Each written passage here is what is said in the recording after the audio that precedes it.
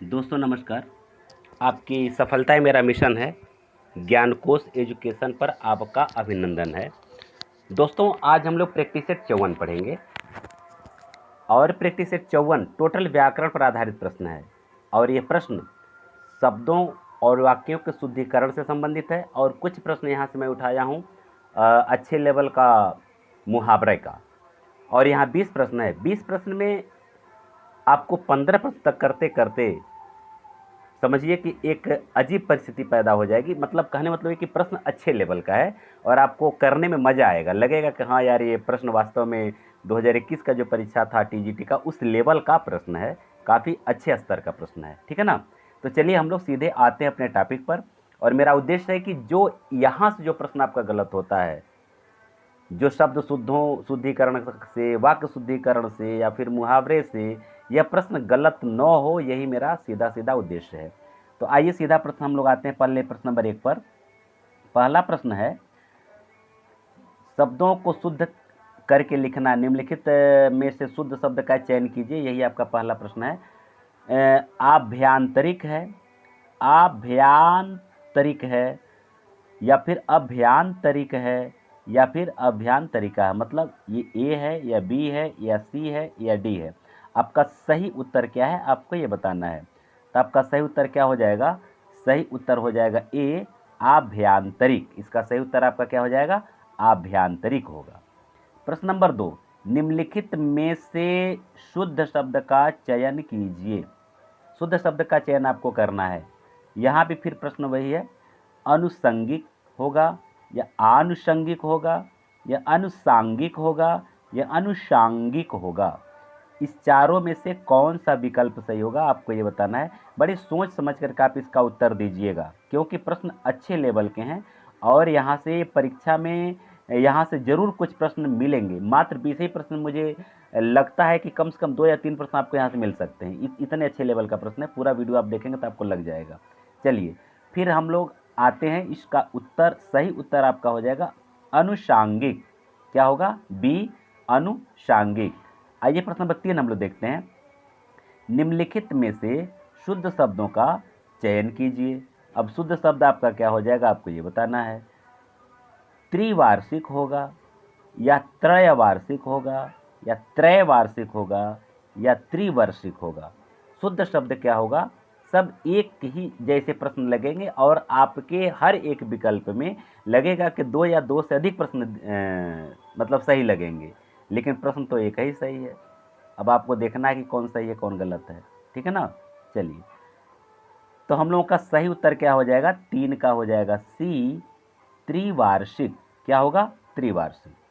आइए प्रश्न नंबर 4 में देखते हैं। निम्नलिखित में से शुद्ध शब्द का चयन कीजिए।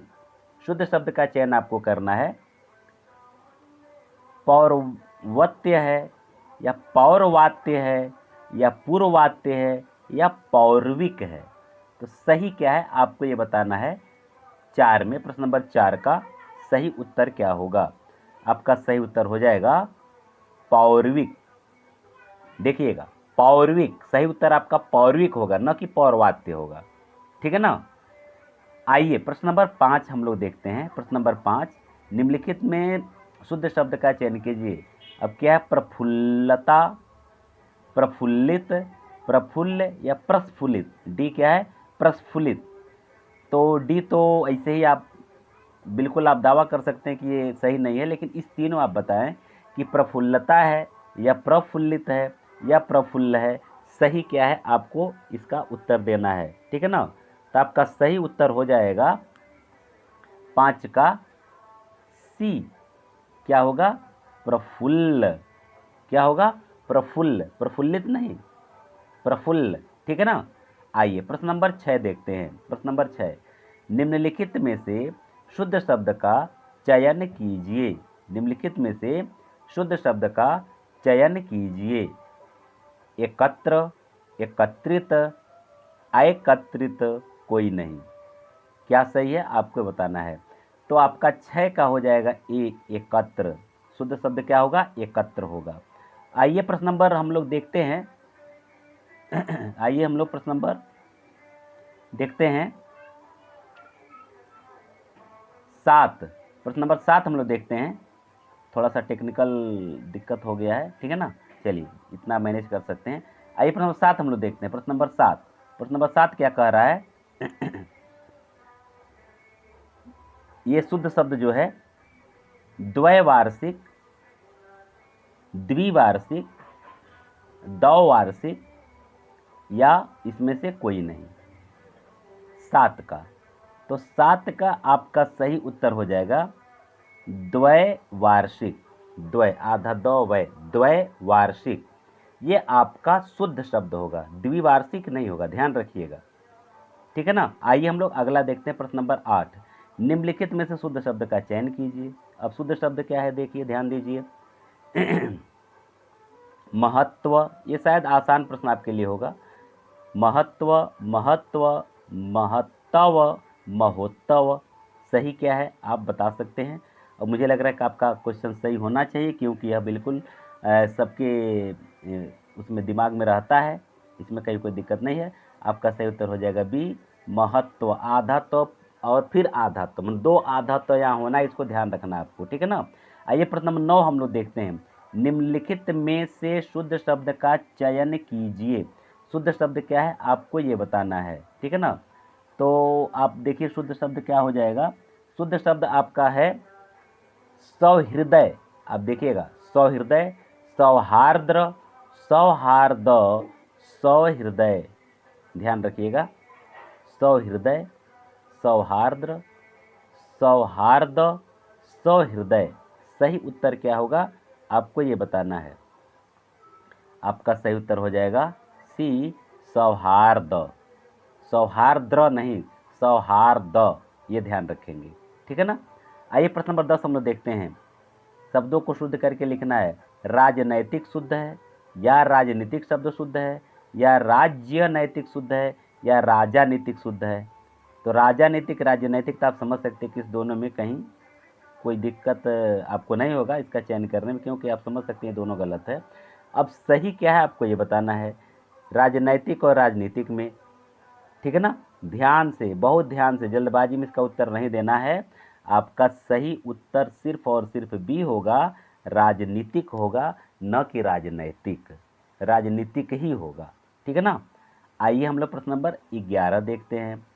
प्रश्नों का लेवल दोस्तों कैसा है आप अवश्य हमें बताएं। प्रश्नों का लेवल कैसा है आप हमें अवश्य बताएं, ठीक है ना। क्योंकि जब आप प्रश्नों का बताते हैं तो काफ़ी अच्छा लगता है कि चलिए आप कुछ हमें लग रहा है कि हाँ कुछ बेहतर कमेंट करते हैं, तो एक बल मिलता है कि चलिए मेरा प्रयास जो है कि सार्थक हो रहा है, ठीक है ना। आइए 11 हम लोग देखते हैं। 11वां प्रश्न है, क्या है? मुझे भारी दुख हुआ। बी, मैं बोला। सी, उन्होंने हाथ जोड़ा। डी, मैंने झूठ बोला। इसमें सही उत्तर क्या है? आपका सही उत्तर हो जाएगा बी, मैं बोला। क्या उत्तर होगा? मैं बोला। आइए प्रश्न नंबर 12 हम लोग देखते हैं। निम्नलिखित में शुद्ध वाक्य का चयन आपको करना है। शुद्ध वाक्य का चयन आपको करना है। गोदान प्रेमचंद की एक श्रेष्ठ उपन्यास है। मौर्यकालीन लोग सुखी थे। हिमालय पर्वत सबसे ऊंचा है। कभी झूठ कभी भी न बोलना चाहिए। आपका सही उत्तर क्या हो जाएगा? सही उत्तर हो जाएगा ए, मौर्यकालीन लोग क्या थे? सुखी थे। यही सही उत्तर आपका हो जाएगा, सही वाक्य आपका होगा। 13वां देखिए, निम्नलिखित में से शुद्ध वाक्य का चयन कीजिए। शुद्ध वाक्य का आपको चयन करना है। पुस्तक पढ़ा जरूर लेकिन समझ न सका। यहाँ से गए केवल 10 मिनट हुआ। आपकी जो पुस्तक मेरे पास थी खो गई। दिवाकर वैद्य को नाड़ी का अच्छा ज्ञान था। इसमें से कौन सही विकल्प है? आप सोच समझ कर उत्तर दिए। आपको थोड़ा समय दे रहे हैं पढ़ने के लिए, आराम से पढ़िए और पढ़ करके इसका उत्तर दीजिए। वीडियो अच्छा लग रहा है तो आप अवश्य सब्सक्राइब कर लीजिए अगर आप नए हैं तो, और लाइक और शेयर तो अवश्य कीजिए। और एक निवेदन जरूर है कि 20 प्रश्न में कितना प्रश्न आपका सही हुआ कृपया हमें ज़रूर बताएं, क्योंकि इससे लगता है कि मैं जो इतना मेहनत जो कर रहा हूँ, कई पुस्तकों से जो मैं क्वेश्चन ढूंढ करके कलेक्ट करके आपके सामने मैं प्रस्तुत कर रहा हूँ, तो मेरा प्रयास सार्थक हो रहा है कि नहीं हो रहा है। आप विश्वास नहीं करेंगे, 20 प्रश्न को तैयार करने में हमें कम से कम 3 घंटे का समय लगा है। आप सोच नहीं सकते हैं कि क्या ऐसा हो सकता है क्या? ये सब आपके लिए किया जा रहा है। चलिए ठीक है, आपका आशा है कि आप समझ गए होंगे और अपना उत्तर लिख लिए होंगे। आपका सही उत्तर हो जाएगा ये, आपकी जो पुस्तक मेरे पास थी खो गई, यही एक वाक्य शुद्ध है। ठीक है ना। आइए प्रश्न नंबर 14 हम लोग देखते हैं। निम्नलिखित में शुद्ध वाक्य का चयन कीजिए। शुद्ध वाक्य क्या है? ठीक है ना, आपको ये इसका चयन करना है। उसके बाद राम का राज्याभिषेक हुआ, वहाँ चेचक के खतरे का डर है, मैंने भगवत गीता पढ़ा, कौन कहा कि कल छुट्टी है।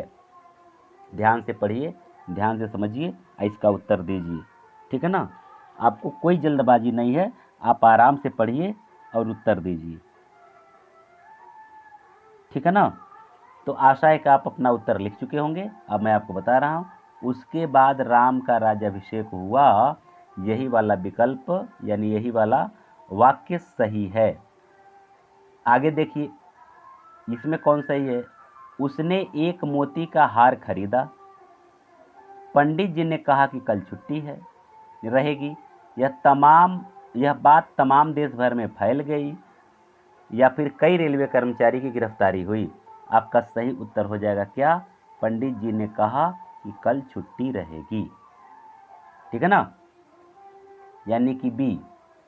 आइए सही आपका 16वां देखिए, अक्ल का पुतला होना। अक्ल का पुतला होना मुहावरे का सही अर्थ क्या होगा?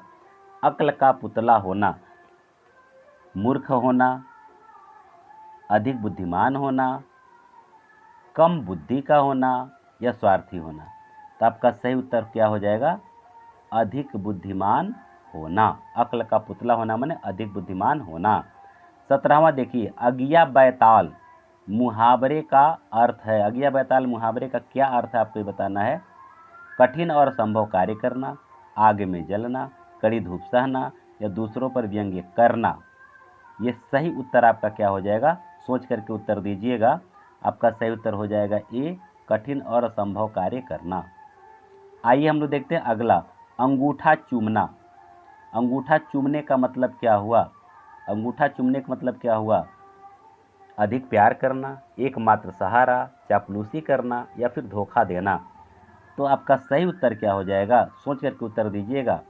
सही उत्तर आपका हो जाएगा सी, चापलूसी करना। आइए 19 देखा जाए, अंडे का शहजादा होना।